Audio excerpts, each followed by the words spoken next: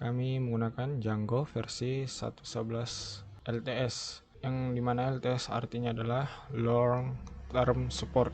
Di sini Django yang kita gunakan support versi Python versi 2.7 dan 3. Nah, Django ini dibuat pada tahun 2003 dan Django ini dibuat oleh Adrian Holovati dan Simon Willison. Nah, kedua orang ini merupakan web programmer di kantor surat kabar, yaitu kantor Lawrence Journal World di Kansas, Amerika Serikat. Jadi, mereka ini ingin membuat web server yang menggunakan Python yang memiliki fungsi ataupun fitur yang lebih analitik. Dan pada akhirnya mereka membuat sebuah web framework yang bernama Django. Nah, kenapa namanya adalah Django? Jadi Django ini itu namanya berasal dari seorang gitaris berkebangsaan Belgia Prancis yang bernama Django Reinhardt. Dan Django ini sangatlah berguna sekali digunakan sebagai web framework, sehingga banyak perusahaan dan startup terkenal yang menggunakannya. Seperti berikut ini, yaitu Pinterest, Instagram, Spotify, Disqus, dan juga National Geographic. Oke, jadi kenapa kita menggunakan Django? Jadi ada 3 alasannya. Seperti yang teman-teman bisa lihat ini. Pertama, itu karena Django itu menggunakan bahasa pemrograman Python. Jadi, bahasa pemrograman Python ini merupakan salah satu bahasa pemrograman yang mudah dipelajari dan juga memiliki banyak modul dan juga libraries yang memudahkan orang-orang dan juga web developer untuk kasus-kasus tertentu seperti analisis data, perhitungan matematik, dan juga sebagainya. Kedua, ialah rapid development. Maksudnya ini ialah dengan kita menggunakan Django, waktu pengembangan nantinya tidak akan membutuhkan waktu yang lama karena Django sudah menyediakan fungsi dan juga template yang memudahkan kita untuk membuat website. Jadi yang perlu kita lakukan hanyalah men-setting database dan juga membuat tampilan dan juga konten atau isi dari website kita. Ketiga, yaitu Django menggunakan arsitektur, model, view, dan controller. Jadi dengan adanya arsitektur ini, kita dapat memisahkan semua bagian-bagian dari website seperti model, view, dan juga controller.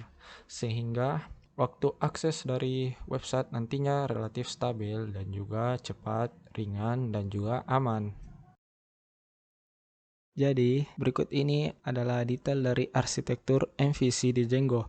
Arsitektur Django terdiri dari URL conf, views, model, dan juga template.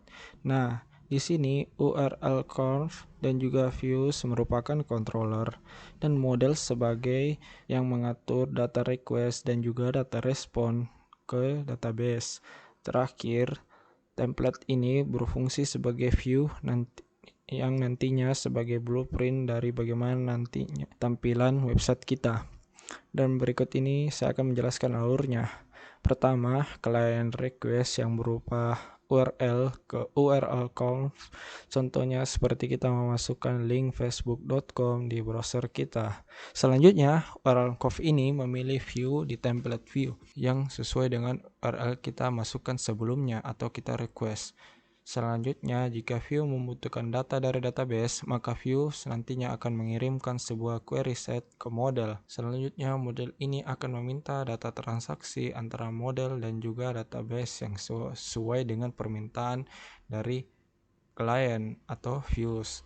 Selanjutnya, setelah model menerima data model yang nantinya akan merespon data dengan cara mengirim data ke views. Setelah itu, views akan memilih template yang sesuai dengan request dari klien. Terakhir, template akan mengirimkan tampilan web page yang direquest oleh klien. Contohnya, jika kita merequest facebook.com, tampilannya akan seperti berikut ini. Jadi, berikut ini merupakan contoh project website yang menggunakan Django yang memiliki 3 apps, yaitu blog, about, dan juga news. Dan teman-teman bisa lihat masing-masing apps atau bagian website ini masing-masing memiliki URL, conf, view, model, template. Jadi masing-masing app ini menggunakan arsitektur MVC yang modelnya ini bisa juga nyambung atau database-nya bisa memakai satu database. Nah, berikut ini adalah contoh URL dari project dari slide sebelumnya. Bisa dilihat jika kalau sebuah website memiliki 3 apps, about, blog, dan news, itu contohnya seperti berikut ini. Oke, jadi sebelum kita memulai tutorial dari Django ini, kita harus mempersiapkan beberapa hal, yaitu pertama, pengetahuan dasar dari pemrograman Python, kedua, pengetahuan OOP atau Object Oriented Programming di Python, ketiga, pengetahuan dasar dari HTML, CSS, dan juga JavaScript. Terakhir, yaitu mengetahui dasar Bootstrap dan memiliki Bootstrap.